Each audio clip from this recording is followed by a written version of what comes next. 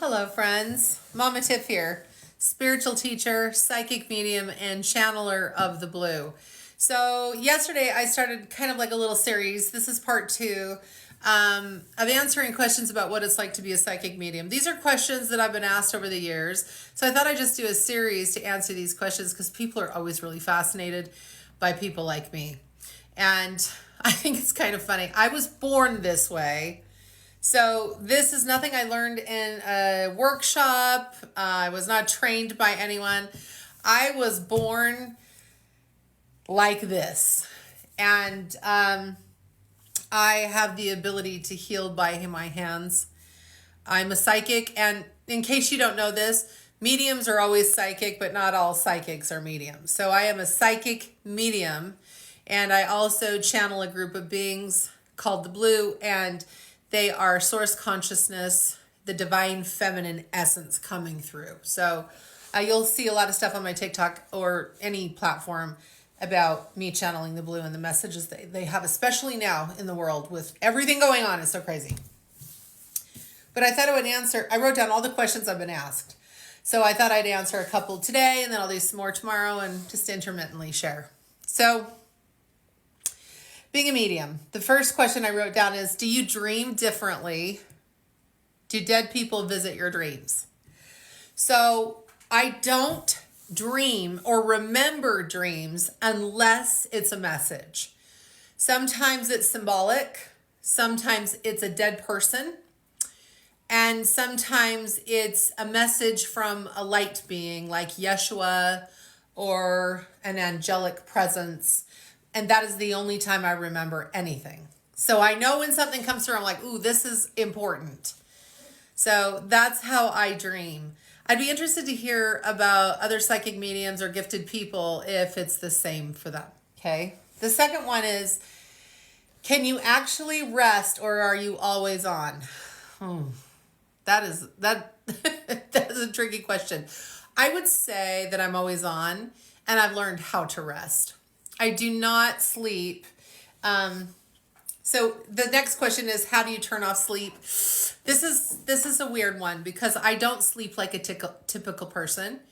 I sleep for 3 to 4 hour increments, and I do a first and second sleep every single day. So at this point, I'm in a pattern where I cannot get to sleep until about 2 a.m. I sleep till about 6, get up for a couple hours, and then sleep for 3 to 3.5 more hours. So I get a full amount of sleep. It's just very not typical. And because I'm a business owner, I've been working this business with my husband, a healing, Tiff and Jack's healing practice. My husband is a mind coach, and he works more on the science of the brain, and then I do all the spiritual stuff and do healings and psychic readings and all the things. We get to design our time. So Jack, my husband, he sleeps like a normal person, gets up and works all day.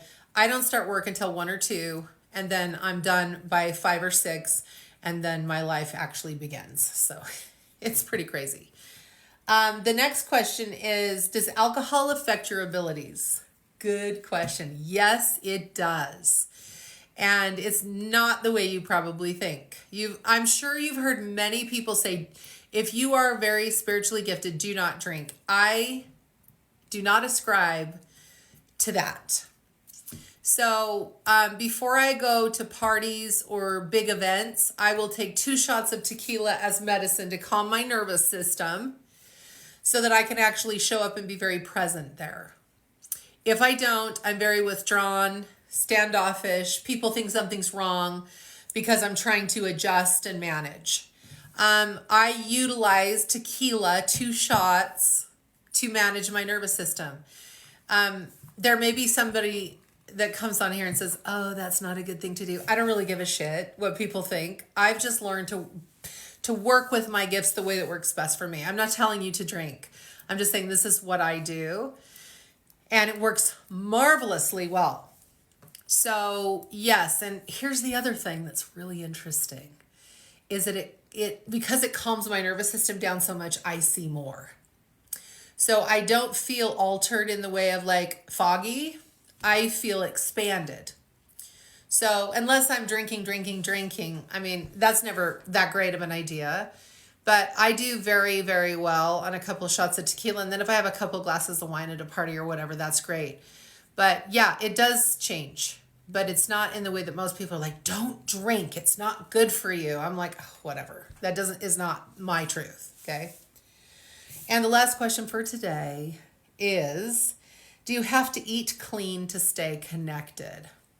I think eating clean is a great idea. Do I eat clean all the time? Absolutely not.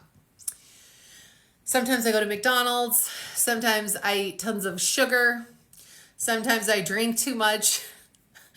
I'm just a pretty real person, and I don't try to pretend that I'm a psychic medium that is living at higher frequencies and I don't ever have a real life. I do live at higher frequencies, and I am still a person that sometimes eats shit food. And who the hell cares? I do not feel that it causes any trouble for me connecting. I try to eat whole foods. I'm a chef, so I cook whole foods most of the time, but I eat out plenty for convenience. I do not waste my time beating myself up. Am I a size 2? Absolutely not. I'm overweight. I'm a wild mystic. And I am so exhausted of the stories of how to be the best spiritual person. The fact is I'm a psychic medium, and no matter what I do, I am that. I cannot turn it off and pretend. And if I have, chicken nuggets from McDonald's and 3 glasses of wine, it doesn't shut down my gifts and it doesn't shut down my connection. That's all bullshit. I'm not going to speak for anyone else. I'm saying that's bullshit for me. So I get really sassy about this one because I'm like, my God, if we are constantly having to be a certain thing so we could do a certain thing, why would we do it? It's exhausting. Who cares? So yeah, sometimes I eat chicken nuggets from McDonald's, and I drink Diet Coke almost every single day. And I'm still connected. Can I do better? For sure. And will I? Maybe. I feel like I'm doing my best, but I'm not going to be so neurotic about it that I can't have joy in my life and beat myself up. I do not agree with living in shame or guilt or any of that garbage. I just won't do it. So if I drink too much, I'll be like, I think I won't drink Diet Coke tomorrow. Or I think I'm not going to drink any alcohol for 5 days just because I feel like that's the best thing for me. And then that's what I do. But I really listen to my body, and no matter what I do, I'm connected. And sometimes I wish I wasn't. What do you think about that?